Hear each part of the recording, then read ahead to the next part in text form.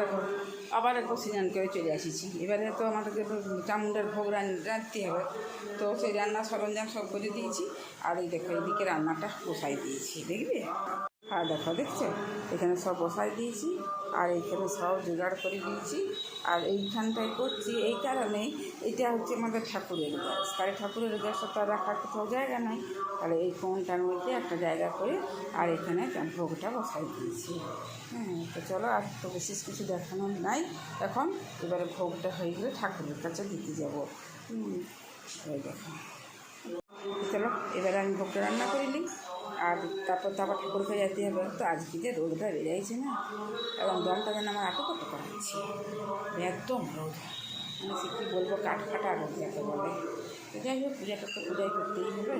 তো চলো খাবার ভোগটা রাঁধে দিই, তারপর আবার ফিরে আসছি তোমাদের সঙ্গে।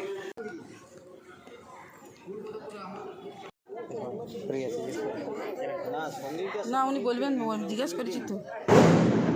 দারুরেই মিলবে তো নাই, ও দু এক মিনিট ইধার উধার হবে কি?